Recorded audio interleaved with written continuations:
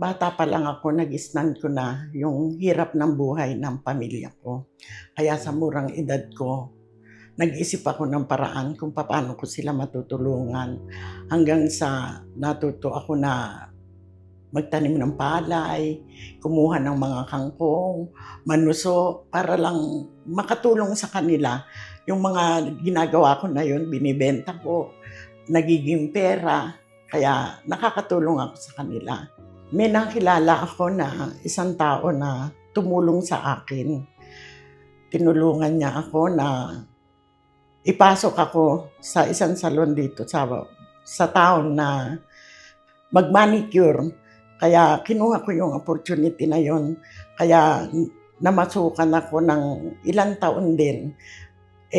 Nung time na yon, hindi naman ganun kalakas yung kita sa parlor. Minsan, 12 pesos isang araw. Kulang pa para sa pagkain ko. Yung lalaking tumulong sa akin, siya yung sa financial, tinutulungan niya ako. Minsan, nagpapadala siya ng pera sa magulang ko nang hindi ko alam. Ngayon, nahulog yung loob ko sa tao na yon na isang pamilyado. Hanggang sa nag-live-in kami, nagkaroon kami ng 2 anak. Dumating yung time na tinulungan niya din ako na makapagtayo ng isang negosyo. Nagkaroon ako ng sariling salon. At nagkaroon din ng another business. Sa mga tuwid, yung mga kapatid ko, isa-isa ko nang nakuha dito. Nasustentuhan ko na, nabigay ko yung magandang buhay sa mga magulang ko, na paggawa ko din sila ng maayos na bahay. Pero dumating yung panahon na yung kinikita ng aming negosyo, kulang pa sa mga babayarin, ganun, hanggang sa nagkautang-utang ako. Dumating yung point na halos lahat na utangan ko, yung mga maniningil, ganito, pinipressure ako. Nabenta yung ari-arian namin na hindi na kuberan yung utang at nagkaroon pa ako, may natira pa ako na mahigit 2 milyon. Ang natitira na lang yung salon ko na wala rin, hindi rin ako nakakabayad ng upa.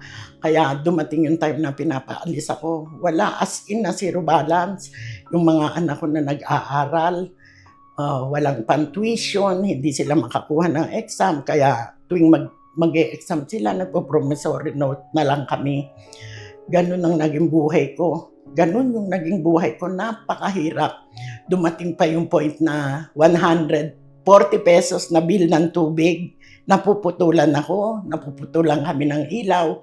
Wala na, as in, nasa madilim na ako na buhay. Dahil sa pagkakautang, nagkaroon ako ng depression, nervyos, insomnia, takot na humarap sa mga tao. At nagkaroon ako ng kaisipan na magpakamatay.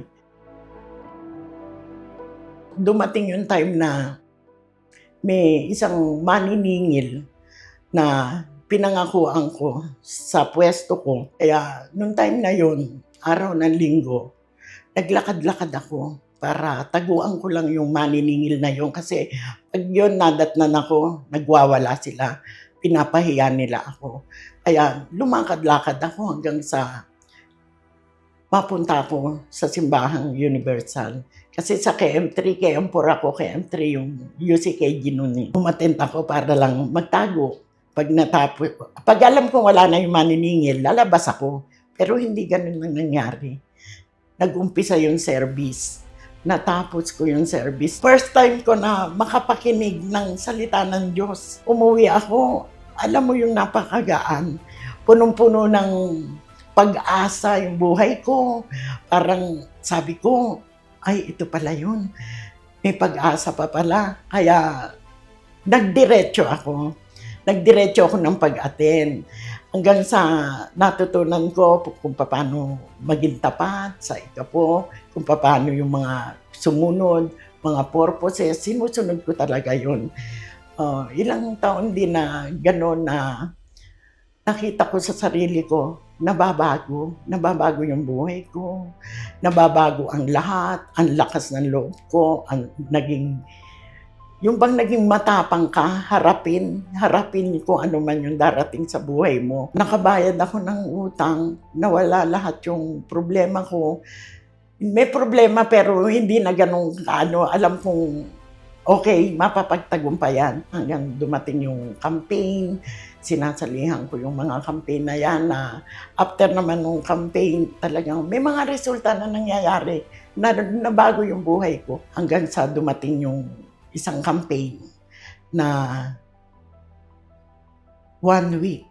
1 week yun na ipinapaisip sa akin ng Diyos na ibigay ko na yung bitawan. Ito lang yung kaisa-isang tao na alam mo yun na minahal mo ng buong lakas.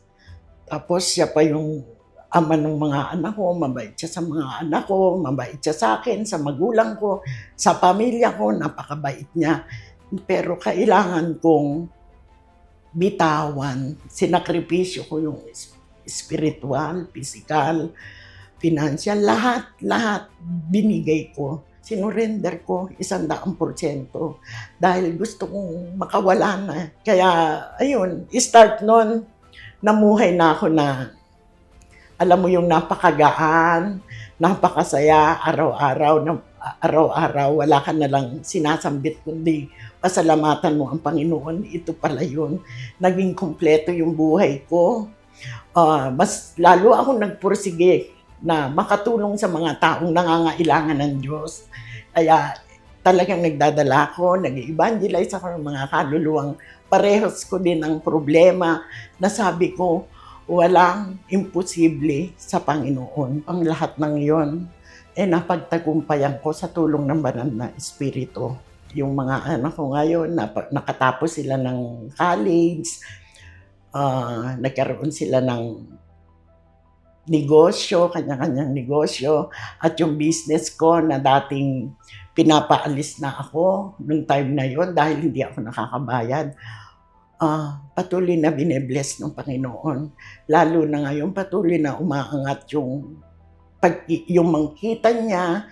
Tapos yung mga anak ko patuloy na nagkakaroon ng mga bagong negosyo. Kaya salamat sa Panginoon. Yung nagkaroon ng purpose yung buhay ko na dati wala, as in wala. Ngayon, yung buhay ko, buhay ng pamilya ko, buhay ng mga kapatid ko, naging maayos ang lahat. Kaya maraming salamat po sa Panginoon.